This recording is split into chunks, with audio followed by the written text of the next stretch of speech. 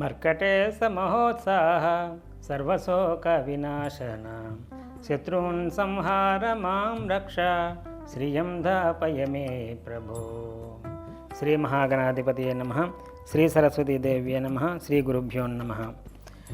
GMK TV ప్రేక్షకులకు శుభోదయం. నేటి కాలమాన విశేషాన్ని గమనిద్దాం. స్వస్తి శ్రీ చాంద్రమాన విశ్వావసనామ సంవత్సరం దక్షిణాయనం శరదృతువు కార్తీక మాసం కృష్ణపక్షం తేదీ 11/11/2025 మంగళవారం. సూర్యోదయం 6 గంటలకు, సూర్యాస్తమయం 5 గంటల 22 నిమిషములకు, తిథి సప్తమి 11 గంటల 8 నిమిషముల వరకు, నక్షత్రం పుష్యమి సాయంత్రం 6 గంటల 17 నిమిషముల వరకు, వర్జం లేదు. దుర్ముహూర్తం ఉదయం 8 గంటల 17 నిమిషముల నుండి 9 గంటల 2 నిమిషముల వరకు, తిరిగి రాత్రి 10 గంటల 25 నిమిషముల నుండి 11 గంటల 16 నిమిషముల వరకు. అమృతకాలం మధ్యాహ్నం 12 గంటల 1 నిమిషం నుండి 1 గంట 35 నిమిషముల వరకు. నేటి విశేషం, ఇవాళ రోజు కార్తీక మాసంలో 21వ రోజు సప్తమి. కార్తీక మాసంలో చేసేటటువంటి స్నానాలు కానీ దానాధికాలు కానీ చాలా కోట్ల రెట్లు తాలూకు ఫలితం ఉంటుందని చెప్పేసి సాధ్యమైనంత వరకు ఇటు శివభక్తులు కానీ అటు విష్ణు భక్తులు కానీ అందరూ కూడా కార్తీక మాసాన్ని దీక్షని ఆచరించేటటువంటి ప్రయత్నం చేస్తూ ఉంటారు. అలాంటి కార్తీక మాసంలో చేసేటటువంటి స్నానం ఏదైతే ఉంటుందో కార్తీక స్నానం చాలా విశేషం. చన్నీటి స్నానమే చేయమంటారు. తెల్లవారుజామునే లేచి కార్తీక మాసం సూర్యోదయ పూర్వం స్నానం చేసి దీపారాధన మొదలైనటువంటి దేవుడి తల కైంకర్యాలన్నీ సూర్యోదయానికి పూర్వమే చేయాలంటారు. కనుక ఆ రకమైనటువంటి కార్తీక స్నానం చేసేటప్పుడు నిన్నటి రోజు మనం చెప్పుకున్నాం ఇదివరకే, స్నానంలోని గంగేజ యమునే చైవ కృష్ణ గోదావరి సరస్వతి నర్మదే సింధు కావేరి జలేష్మిని సన్నిధం గురు అని ఆ నీటిలో బకెట్ నీళ్ళల్లో ఒకసారి చేయితో తిప్పి గంగాది జలాలన్నీ కూడా జీవజలాలన్నీ కూడా ఈ బకెట్లోకి ఆవాహనం చేసుకొని స్నానం చేస్తే ఇన్ని నదుల్లో ఏకకాలంలో స్నానం చేసినటువంటి ఉత్తమమైనటువంటి ఫలితం సిద్ధించేద్దాం గాను ఆ యొక్క కార్తీక స్నానాన్ని ఆచరించేటటువంటి ప్రయత్నం చేయండి. ఇవాళ రోజు చేసేటటువంటి దీపదానం కూడా చాలా శ్రేష్టమని చెప్పబడుతుంది. అటు చలిమిల్లో వరిపిండిని చిన్న ముద్దలా చేసి చలిమిల్లాగా చేసి దాంట్లో ఆవునేతి దీపదానం చేస్తూ ఉంటారు. అది చాలా ఉత్తమంగా చెప్పబడుతుంది.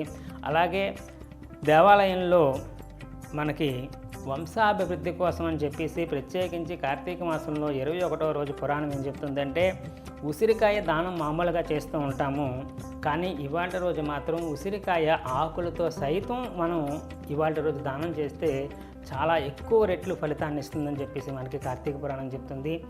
అలా ఉసిరికాయ కొమ్మలతో ఆకులతో సైతం ఎలా దొరుకుతుందండి, సాధ్యపడదు అనుకున్నప్పుడు ఉసిరికాయ బయటను తీసుకొని ఎక్కడైనా ఉసిరి చెట్టు దగ్గరికి వెళ్ళి 4 ఆకులు తెంపి ఆ ఆకులు ఈ కాయ పెట్టి దానం చేయండి.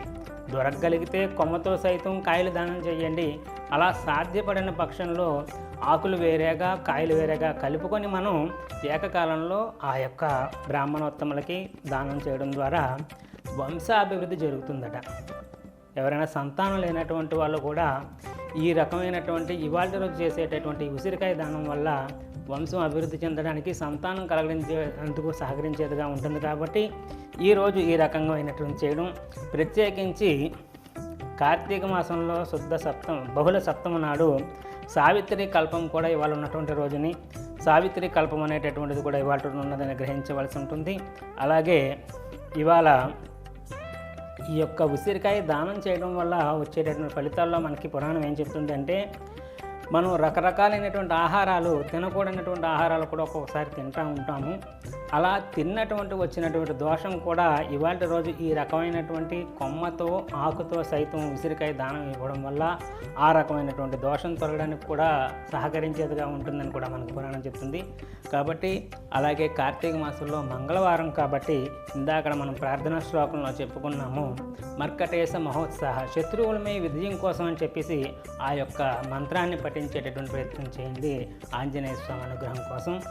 అలాగే రేపటి రోజుని కార్తీక మాసంలో 22వ రోజు ఎండుమిర్చి, పచ్చిమిర్చి, ఉప్పు మొదలైనటువంటి దానం ఇవ్వడం వల్ల కలిగేటటువంటి ప్రయోజనాల గురించి రేపటి రోజు కాలమానంలో మనం దాని గురించి తెలుసుకునేటటువంటి ప్రయత్నం చేద్దాం. హరి ఓం తత్సత్ బ్రహ్మ అర్పణమస్తు. సర్వం శ్రీ ఉమామహేశ్వర అర్పణమస్తు. స్వస్తి.